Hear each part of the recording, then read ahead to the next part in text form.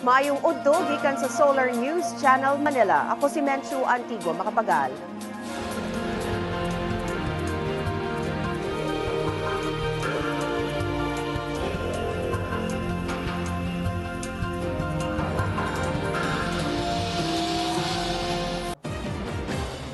Misaka sa 13 ka tawo ang namatay tungod sa bagyong Santi. Gihangyo sa lokal nga kagamhanan sa Zamboanga City ang pagbalhin sa mga MNLF detainees nga anaa sa syudad.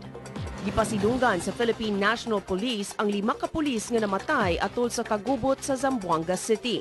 Ug ang reaksyon ni Manny Pacquiao sa pagkapildi ni Juan Manuel Marquez kagahapon.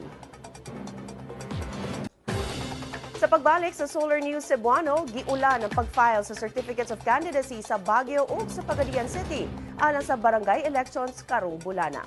Ang detalye sa among pagbalik.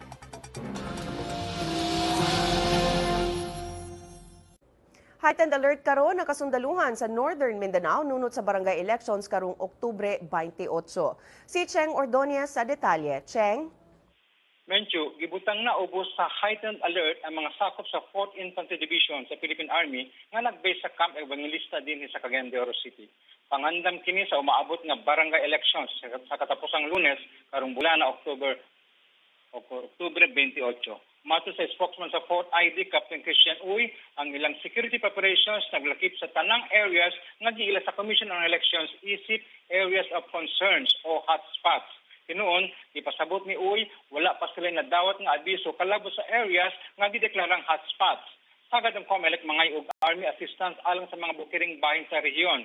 Iawhagsab ni Captain Uy ang tanang candidates kinsa gihasi sa New People's Army pagpahibalo kanila aron masanta ang pagpangatake sa mga rebelde. Matud ni Uy, aktibo ang NPA sa pagpangolekta og fees ato sa mga elections. Kanunay, sabkaron nagtagbo ang COMELEC og Philippine National Police aron mapasiguro sa hapsay ug malinawng barangay elections karong tuiga. Menchu. Daghang salamat, Cheng Ordonez, reporting gikan Cagayan de Oro City. Aniyan ang front pages sa mga pamantalaan sa Sugbo.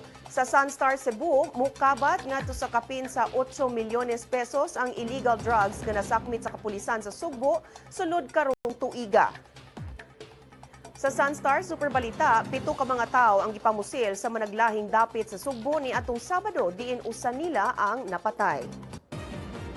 Sa Cebu Daily News, naghugpong ang mga pipila ka mga estudyante sa Sugbo aron dili putlon ang mga punuan sa Naga Carcar Road, Habagatang, Sugbo. Og sa The Freeman, gimando sa Commission on Audit ang probinsya sa Sugbo nga gastuhon ang 107 million pesos na pork barrel sa mga magbabalaod nga wala magamit sukad 2009. Mukabat na kapin sa 8 milyones pesos ang nasakmit nga illegal drugs sa kapulisan sa probinsya sa Sugbo sulod karong tuiga. Si Justin Vestil sa detalye. Justin? Yes, Menchu, wala pa matapos ang tuig 2013 apan mikabot nakapin sa 8.3 million pesos ang tanang illegal drugs nga nasakmit sa Cebu Provincial Police Office kon CPPO.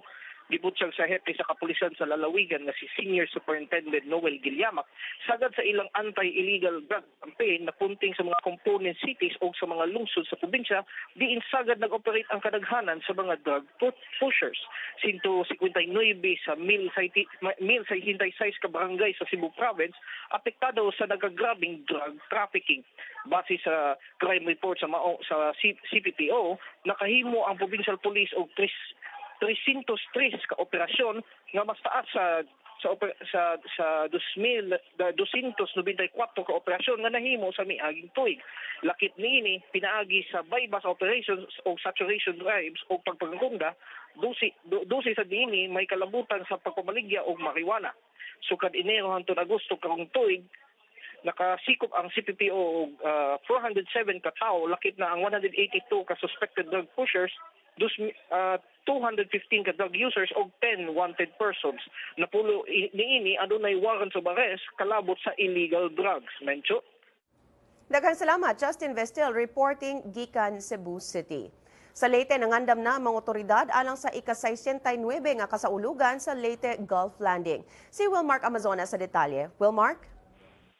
Menchu gi-confirm karon sa Regional Director sa Philippine Information Agency, Erlinda Olegchu, nga si National Defense Undersecretary for Civil, Veterans and Reserve Affairs, Eduardo Batak, mao'y bisita alang sa 69th Leyte Gulf Landing Commemoration. Mato ni Chu, gitino sa Technical Working Group sa Leyte Gulf Landing Celebration ang pagbisita ni Yusek Batak atol sa okasyon.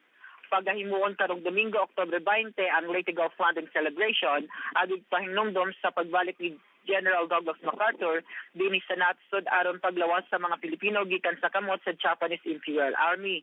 Ang pagbalik ni MacArthur giisip na usa sa greatest naval battle sa kasaysayan.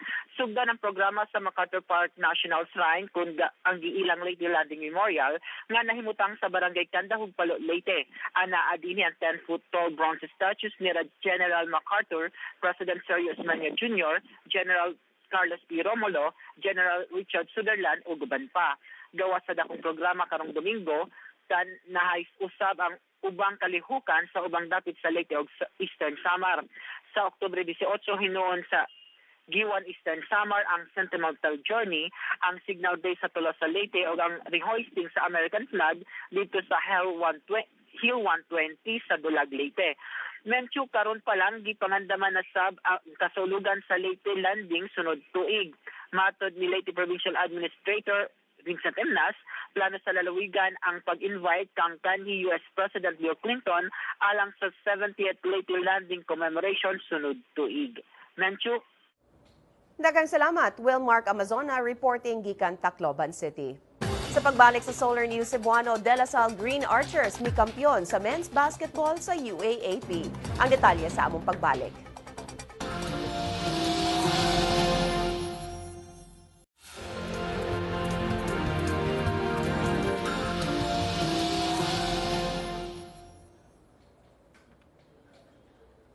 Atong sayro ng front pages sa mga pamantalaan sa Mindanao. Sa Sunstar Davao, gitaho sa World Wildlife Fund for Nature nga usa ang Davao City sa mga least vulnerable city sa Pilipinas sa epekto sa climate change. Sa Bandera Mindanao, midaog pinaagi sa split decision si Timothy Bradley batok ni Juan Manuel Marquez sa ilang sangka kagahapon. Sa Mindanao Daily Northern Mindanao, nagsugod na ni atong Biyernes ang filing sa Certificates of Candidacy alang sa barangay elections karong bulana. Sa Mindanao Daily Western Mindanao, gitaho sa Labor Department nga makadawat og dugang livelihood kits ang mga parolees ug probationers sa Zamboanga del Sur Provincial Jail. Sa Mindanao Daily Caraga, nakadawat na sa ilang cash assistance ang mga mag-uuma sa Zamboanga Agusan del Norte. Og sa Mindanao Daily Davao, gibutsyag sa usa ka agriculture executive nga nagkinahanglan sa tabang sa gobyerno ang industriya sa saging sa Davao Region. PLD si Juan Manuel Marquez kagahapon unsa kay reaksyon ni Manny Pacquiao. Ang tubag sa Sports News hatod ni June Tariman. Bisan wala pa ang sangka kagahapon tali nila ni American boxer Timothy Bradley Jr. ug Mexican fighter Juan Manuel Marquez, daan ang nagtuo si Filipino boxing icon Manny Pacquiao nga si Bradley ang mudaog sa sangka. Gipangutana sa mga tigbalita kung nganong nakaingon siya niini, si Pacquiao igo lang niingon. Iyang nakasangka na ang duha ka boksidor. Midaog si Bradley pinagi sa split decision ug pabiling mihupot sa WBO welterweight title. Wala pa say pildi si Bradley, 31 wins, 0 losses. Si Marquez wala kadawat sa desisyon ug niingon nga gikawata na sab siya o korona sa mga judges. Si Bradley ug Marquez mo'y katapusang nakasangka ni Manny Pacquiao o mipildi sab ni Pacquiao. Come from behind ang kadaugan sa De La Salle Green Archers aron pag-angkon pag-usab sa UAAP Men's Senior Basketball Championship. Katapusang nakampiyon sa UAAP ang De La Salle niadtong 2007 ug mao kini ang unang titulo ni UAAP rookie head coach John Soler. Sa final game niadtong Sabado nabiyaan og 15 puntos ang De La Salle atol sa third quarter apan nakagukod kini sa UST Growling Tigers hangtod bidaog sa overtime 71-69. Si Jeron Teng ang ilang finals MVP uban ang iyang team high 25 points samtang na namilit sa UAAP ang iyang magulang si Jeric uban ang 24 points alang sa UST. Sa PBA Governors Cup, nakatabla sa final series ang Sanmig Battle sa Petron dihang midaog kini kagabi sa Game 2, 193. Double-double performance ang nahimo ni Best Import Marcos Blakely kinsa nakahimog 23 points ug 16 rebounds. Si James Yap bidugang og 17 points samtang si Peter June Simon bibuo og 16 pagsiguro sa pagpamawi sa Sanmig. Sa Petron, top scorer ang import nga si Elijah Millsap, 31 points, apan ang best player of the conference awardee, Arwin Santos, dunalay 4 puntos. Game 3 sa final series karon ng Miyerkules, June Tariman, Solar News. Kung buot ninyo matanaw pag-usab ang episode karon sa Solar News Cebuano, i-like ang among Facebook page, Solar News Cebuano. Bisitahi sab ang among website, www.solarnews.ph. Alang sa inyong mga sugyot ug komentaryo, mahimo sab ninyo kining i-email sa solarnewscebuano@solartv.ph. Ug mao kadto ang Solar News Cebuano hangtod ugma puhon, ako si Menchu Antigua Makapagal. Daghang salamat, maayong hapon.